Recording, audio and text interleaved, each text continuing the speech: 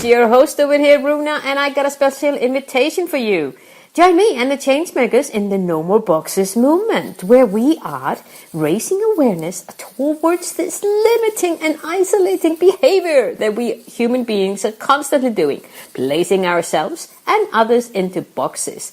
Invisible boxes that so often are not really serving humankind. All you have to do is to go to patreon.com/no more boxes, and for as little as $3 a month, you can become a change maker and be with us on that journey, changing the world. Now let's get on with that podcast. You're listening to the Changemakers podcast, where we share tips, insight, tools, and stories from other changemakers designed to motivate you to become the change you want to see in your world. Make sure you join our Changemakers community at runamagnus.com/podcast. And now, this is your time to sit back, relax, and enjoy. Hello, folks. Runa here. And today's guest is no other than Jennifer Longmore. She is the leading authority on soul purpose. Oh, yeah. And enlightened business coach to enlighten entrepreneurs.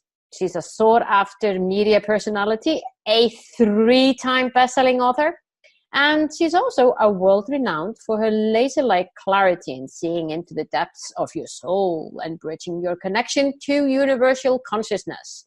Welcome, Jennifer, to the Changemakers podcast. I can't wait to hear your story and hear your insights on soul journey and how we can go from really being who we are, finding our souls, and being probably on the path, continue on the path. I think somehow when I'm saying this, just right now and here now, I'm thinking, isn't it true that you can feel that at one point in your life you're on your soul path and then something happens and you lose that track? Or how is it? And welcome, by the way. Wow, I'm all over the place. Welcome. Well, thank you. I'm excited to dive right in. I'm super excited to be here. So yeah, the whole purpose thing is one of those weird discussions in that, is it really possible to ever leave our path? Even if we're not moving, are we still on the path? Are we just sitting there cross-legged, maybe having a temper tantrum, maybe having our hands in our ears saying, la, la, la, la, la, I can't hear what's next. Yeah. We don't always have to be running a marathon. And in fact, I see a lot of people feeling the pressure of rushing towards their purpose or pushing their purpose forward even more quickly because we have this thing where we feel like we're running out of time. That's why so many people are eager to find out their purpose and find out the next layer of their purpose, because we all want to know that our life matters and it has meaning, and we know that purpose is really the conduit for that. And if we feel like we're not doing everything we can to make our lives richer and make other people's lives richer, we're feeling this need to race all the time. Oh, yeah. It's like the happy pill. I don't want to do anything to become happy. Just give me the pill. Yeah. Oh, yeah. Exactly. And then the other thing we do is we distract ourselves and we don't even know we're doing it. So it's very unconscious, but some people, in an effort to feel purposeful, will gain weight so that their purpose is to lose weight, or they will date someone that's I call them stray animals. Like they're very cute, but they need a lot of loving to step into their potential. Yeah. We're very good as humans at dating people's potential because we turn it into a project. So we feel purposeful that we're helping fluff up someone else's wings, or we create debt because then it becomes our purpose to dig ourselves out of debt. So there's things that we do that we don't even realize we're doing to give ourselves a feeling of being purposeful because we do have a deep desire for it. That is so amazing. So in order to find purpose, we get ourselves into all sorts of shitty problems, making that our purpose to get out of the problems. Yeah. And it's very unintentional. You know, if you said that to someone, they'd be like, no, I know that's not my purpose. And yet it's something they sink their teeth into, and it becomes very purposeful. And they focus all of their energy on that. When if they just allowed themselves to live the actual purpose that they already know is their purpose, because we all on some level know. I've had so many readings with people over the years who already know what their purpose is. It's not about whether we know what it is, it's whether we're willing to build the confidence and the perseverance and the dedication to living it, even when it's temporarily inconvenient. And yeah, I mean, confidence, definitely having courage to do something that is maybe different than what your peer group is doing, or what your family has been doing, or what your community, the society that you live in is doing. Will I be accepted if I actually go ahead and follow that I already know is there? That is really, that is so, tell me, I'm curious, Jennifer, how does this whole soul journey, how does that happen for you? How did you find out this was your gift? Well, I was just thinking before you asked that when I started my business, I had so many people saying to me, "You're so brave. It must take so much courage for you to do this." And to me, looking back, I guess it did. But at the time, I just thought, well, this is me. I'm just being me. I can't even help but do this. This is who I am. It's in my bones. I need to do this. So I grew up in a very spiritually awake household. And my grandfather was a psychic medium. He solved crimes with the police.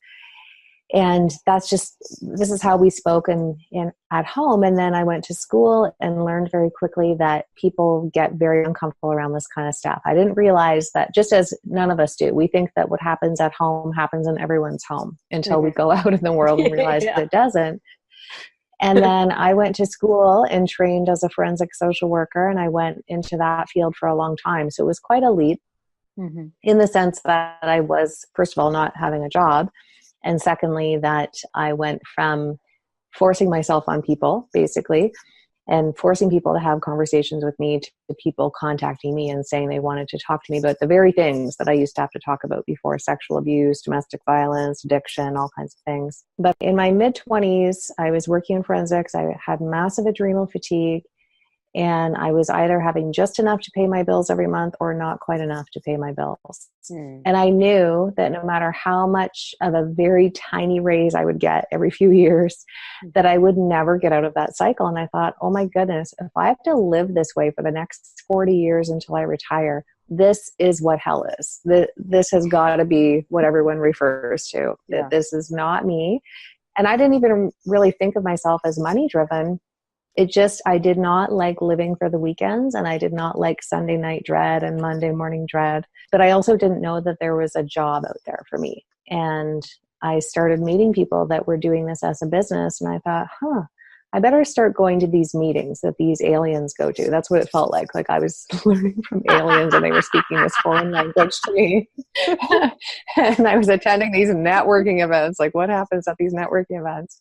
But it was so good for me because I got to learn the lingo, and I got to see that the way we show up in a job is very different than how we show up as entrepreneurs. And so it was great for me to see that, I didn't have to wait for someone to create a job for me. I could create a job for myself, essentially, doing what I love. And even at that, I still had to take the leap and trust that the net would catch me. There's never really there's times that are not so great to start a business for sure.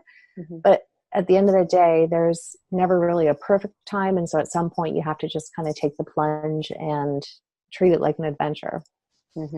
So yeah, taking the plunge, following that in the compass that we all have. Today, you've been doing this for the past 15 years, right? And you've been helping over 30,000 souls. Tell us more. Yeah, that's just who I've had private sessions with. Wow. So I was just thinking, if I was your client and I would come to you and say, Jennifer, what is my soul purpose? What would you say I needed to do? Well, I wouldn't say you needed to do anything. I would be tuning in intuitively and connecting in with your soul's blueprint to find out what your purpose is. But I'd also want to make sure you were ready to hear it, because people get very nervous about these kind of sessions, because once you hear something, you can't unhear it. It doesn't mean you have to follow it. It just means that that's always going to gnaw at you if you know, because people always say to me, oh yeah, I knew that, or that sounds right, or oh my goodness, I had a feeling that was my purpose. And I don't know anything about them. So it's not like I'm, reading their bios and then giving them the information. But one of the things that really trips us up with our purpose is that we go into searching mode. And searching is all about finding something outside of us and finding something in the future. And both of those things make us feel less empowered We definitely feel less empowered when we get answers from anyone else but ourselves. Mm-hmm. And we feel less empowered when we're in the future, because the future is unknown. And if we hang out in the unknown too long, we shift from fear to anxiety. And sometimes we can even shift into panic to the point that we freeze and we stay in a state of inertia for a really long period of time, because the fear has that much of a grip on us. Yeah. I think most people can relate to that. We talk a lot about the change makers and in our No More Boxes movement and the book, The Story of Boxes, The Good, the Bad, and the Ugly. We talk a lot about being, this behavior, this reaction, this automatic reaction that probably at one point was really needed way back when, that we needed to be aware of, is this a friend or is this a foe, or am I going to be eaten if I do this, or whatever the initial need for our behavior came up. We put ourselves and we place others into boxes. And I'm just thinking, when you're talking about people saying, being ready to hear what their purpose is, what their soul purpose is, do you see that when we're not ready for that, I guess that's what I'm probably trying to say here. Would you say that you're then in a bad box and you're a little bit maybe resisting what you already know? Yeah, I think it's like anything. Up until a few years ago, I was single, and I chose to be single for a long time. And people made all kinds of assumptions about what must be going on with me, or how lonely I must have been, or any kind of things, right? And that really wasn't the case. I was having a great time enjoying my own company and doing a lot of traveling. And I knew eventually I'd get to a place where I would invite someone in to share my life with me, but I had a great life. And I knew I didn't want to put any thoughts out there until I was truly ready, because I'm such a quick manifester, as I'm sure everyone listening is, right? We know that our thoughts nowadays just become reality so quickly that I didn't even want to put any energy towards that. And so with respect to purpose, I don't think it's good, bad, or otherwise. I just think that with anything in life, we are in pre-contemplation mode until we finally shift into I'm ready mode, and I've decided to be ready mode. And when we decide, whenever that is, that's when the magic happens. But as long as we're in pre-contemplation, any kind of information that's directing us towards the path that we're considering at some point in the future it's going to feel, I don't know, kind of wobbly, or it's even going to be unwelcome, right? We're just not ready for it. What would you say to someone who feels like they are getting closer to being ready? You know how it is? You're starting to notice that you're getting, you're starting to Google more about the topic. You're starting to look out for it, but you might, overall, you feel like, I do need to do this one day, that thing. One day I'm going to go and contact Jennifer for a session. What would you say, what would be your advice to them at this point, when you're in that point in your life? I would say doing research, figuring out who do you admire, and either reading their biography or maybe following their blog or following them on social media or something like that, just to get a feel for how are they showing up in the world? What do I like about how they're showing up in the world? How would I do it differently?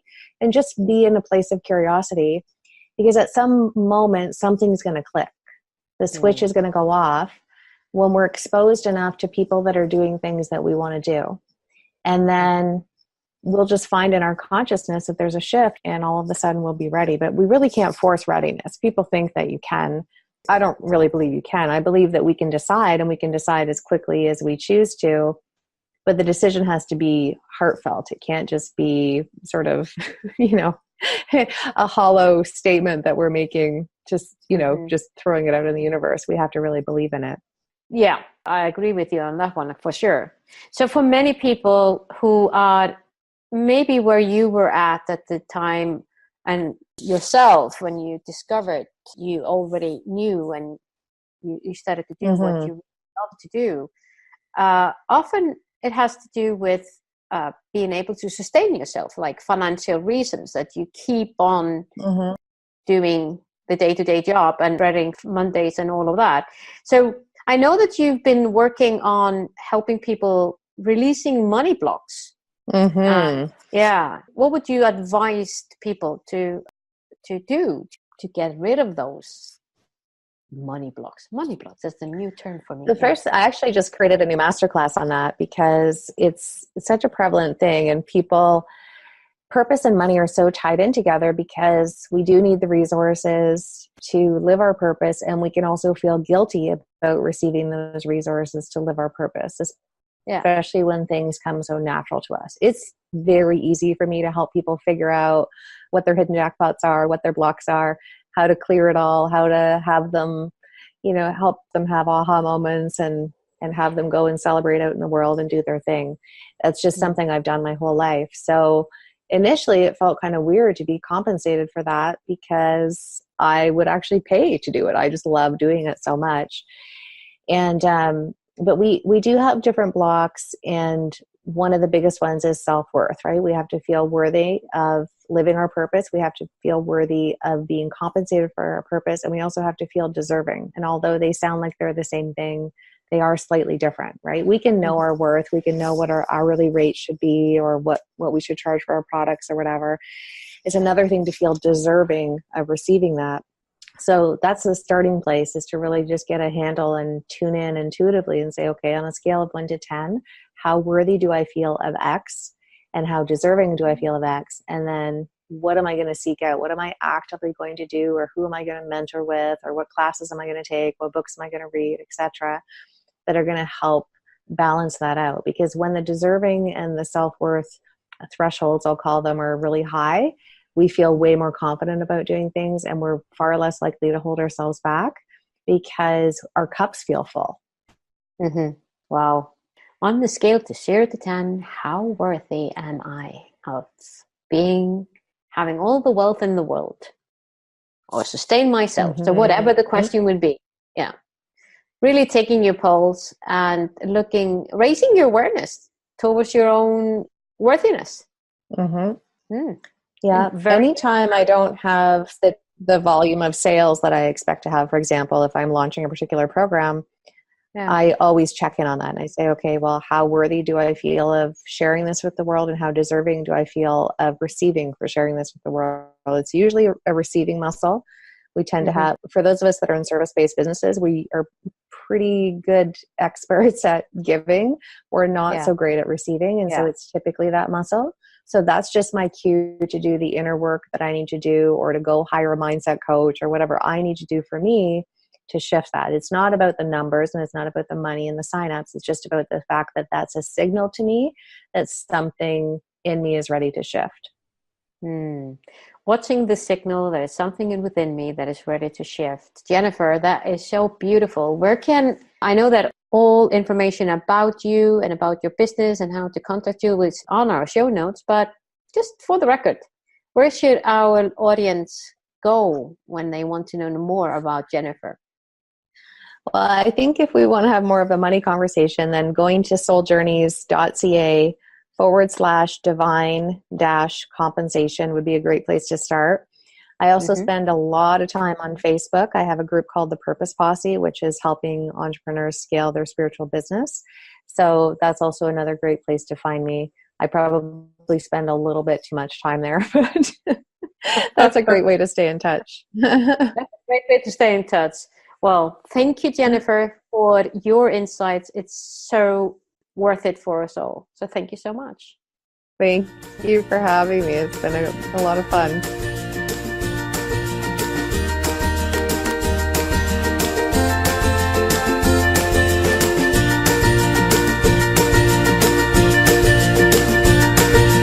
Was this podcast of value for you? I sure hope so. If so, feel free to share the love and give us your generous review on iTunes, Stitcher, or Spotify. And remember, you can always go to runamagnus.com and find out more about the Changemakers and how we can help you driving the change you want to see in your